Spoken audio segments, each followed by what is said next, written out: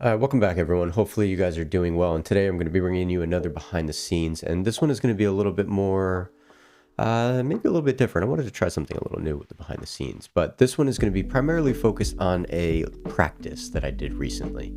And I wanted to preface that by saying sometimes as working cinematographers, as working filmmakers, we often don't really take the time to actually practice, experiment, try something without the expectation of it becoming something that needs to go out into the world or that needs to prove to be a viable end frame or viable, scene that makes sense in a story.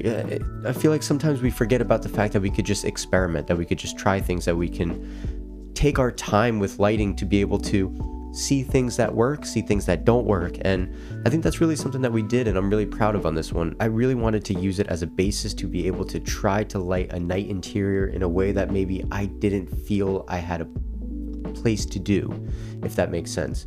A lot of the night interiors maybe don't necessarily call for this type of lighting, or maybe I haven't done this type of lighting enough to actually be able to pitch that, for example. Fortunately, we were able to utilize the amazing Nanlux Evoke 600C in combination with the Nanlite FC500C, as well as the Nanlite Pavo Slim 2x2 panel. And being able to have these fixtures was really beneficial for us to be able to get the best result possible. At the end, Jason Penza, the gaffer, and I sat down to kind of talk about the specific lighting, what we did for this scene, and there you'll be able to get a better understanding of the specifics and how we were able to accomplish the look for this scene. So, enjoy.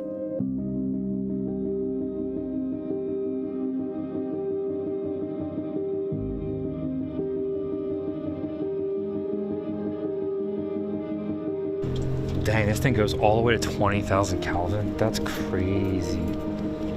To 1,000. That's like red. I've never seen that. That's crazy. Because it's the new, what is it, the Nebula? The Nebula? It's pretty sweet. Like 1,000 Kelvin, which is like red, yeah, all the way to like to 20,000. That's insane.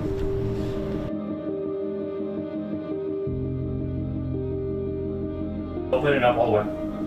Ooh, now we're getting somewhere. Okay, now start closing. Basically, the mirror is going to be like this. Yeah.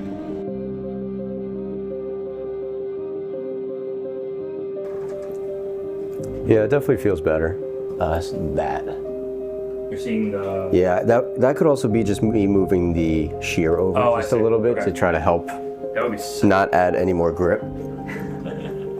So now we have to find that middle ground, because now we're back into that muddy area here. Yeah. So it's that middle ground. Can you split the difference in what you just did and what we originally had?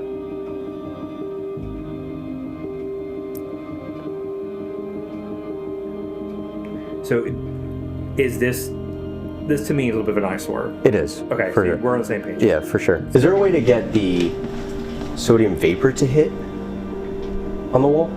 Let's see what it looks like. Let's try it.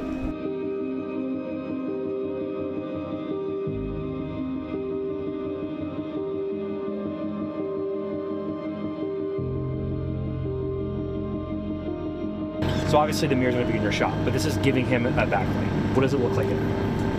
I mean, not really. It almost gives me like apartment vibes. Yeah, no, which is fine with me, which is fine. Okay, so can you lock that real quick and come in here? I think opening up the curtains makes it feel a little bit more realistic. The curtains just feel, I like the curtains, they just feel very filmy. It even has a little yoke. Look at it, I mean, it works. Oh, that works great. Yeah, it does have a little, it's got tilt feature. Would this run you like $10,000? I think so. Damn. Position where his head is feels good to me. I think before where it was almost giving like this weird hard light, but that feels pretty good. I like the edge of the warmth. I do too. Yeah, I really like that. That was a good call. A lot. It definitely looks a little more moonlight now. It definitely is feeling a bit more realistic. Just for context, this is a 3 mirror. This would be between 1 and 4, 4 being the thickest, 1 being the hardest. When I land here, I'm probably gonna hold this for a little bit. This is gonna be more of like when I want this to hit. So like as I'm building and pushing in, I think make those emotions well as I approach this last area here. Camera speeds.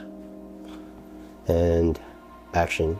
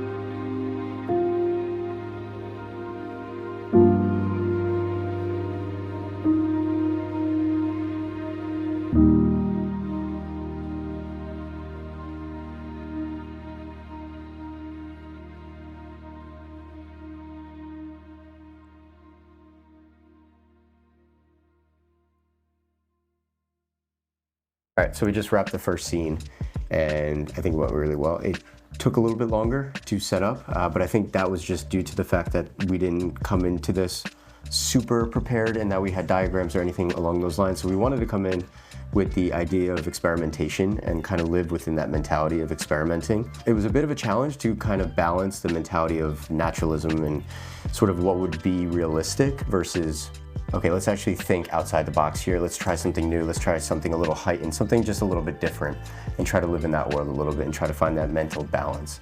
And I think between what we were able to accomplish, I'm very happy with the look. And in terms of lighting, Jason Penza here is a gaffer who was able to actually help deliver this with Maxwell.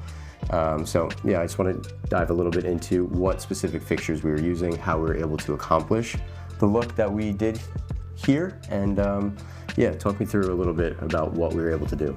Yeah, so we had that phone call about talking about using the Nanlux with the parallel beam and mirrors to kind of try something different that you and I maybe not have done before. Where we utilize the mirrors as multiple sources versus just like putting lights up and pointing them at windows and stuff. So we started with the 600C Nanlux outside, and we're hitting it into 4x mirrors to kind of bring in some moonlight naturalistically. And we had the conversation ahead of time before starting that you wanted to have a little bit of duality, tone, color, temperature thing, which I love. So we went with sodium vapor, which is my favorite color. So we have the 500C on the ground shooting up into 2 mirrors, 3 mirrors actually. Yeah. We have your wife donated a makeup mirror to us for a little bit of a hot spot, which is pretty cool actually. Worked flawlessly. So we got a hard mirror. These are Dito light mirrors. One's a hard 1, the other one is a number 3, so a little bit of soft for the back behind me.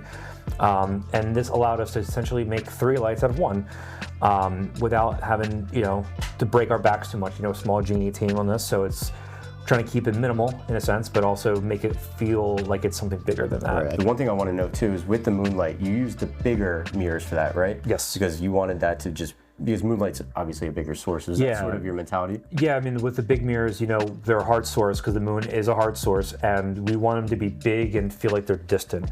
Whereas we use the smaller mirrors for more of this accented, street light sodium vapor feel. We could have did it with small mirrors too, but then when you fire a light into a mirror, the source is so much smaller because of the angleness of the mirror or whatever. 4x mirrors are just the go-to for things like this. It allows you to get the mirror high up in the sky, aim down, and feel like the moon is really up there versus getting that light on a stand, on a grip, setting it up on a stand. It can just get a lot sometimes, especially when you're trying to dial in it perfectly. With the mirror, you have some rope and you can dial it in back and forth. And I knew that the moon wasn't going to be our main source. It was just going to be kind of like a fill-in source. So I'd rather save the small mirrors to get that exact spot that you want. I think we did. We did. We spent a lot of time dialing in exactly where we wanted that sodium vapor to Especially feel. on the back wall, on this little cabinet over here, where we wanted the table to fit. I think having those small mirrors really did give us the flexibility. And shooting on the Venice helped a lot. Yeah, for sure. Talk to me about this mechanism you got going on over here. Yeah, so we have it's a Pavo Slim 240. I really wanted to fill in the subject, but I didn't want to feel it. So what I did was it comes with a layer of full diff and I believe half diff in the case. So it is double layered with a layer of unbleached muzz, which is my favorite, to really soften it up. And then instead of actually aiming the source at the subject, we aimed it at the ground and let the non-directionalness fill in his face. Residual light. The residual, because that way it's not sourcey, it feels more naturalistic. Like if it would, this would be the equivalent of firing it into a wall on the other side of the room. But it's a bit more controlled too, because we also have some flags here. We have a net, which is a little bit more specific to cut down levels on subject here. We were A-Bing it, and we found that the double net really slowed down on his face just enough that we were happy with the level otherwise. So the net came in, the old school, works great. To really slow down this very specific spot, and then we just added the black flags to just spill unnecessary spaces. So hopefully you enjoyed today's video. Hopefully you learned something. I also want to end this by just saying thank you to Nanlite and Nanlux. Over the past couple of years, they've been huge supporters of me in my growth and trajectory as a creator and as a filmmaker. And honestly, as a company and working with them over the past couple of years, it's been really great to know the people inside of the company, and honestly, they're just fantastic people to work with, and it's great to see that they are willing to, donate some of their equipment to be able to see growth in creators and filmmakers, and they're really supportive of us. And honestly, they're a great company. Their products are amazing, and it's awesome to see how much they have grown, Nanlite and Nanlux, over the past couple of years, and how much their products have continued to improve and become, honestly, industry staple pieces of equipment. So thank you to Nanlite, thank you to Nanlux, and thank you to this crew who was able to help us make this happen. Hopefully you enjoyed today's video. I'll see you guys next time. Peace out.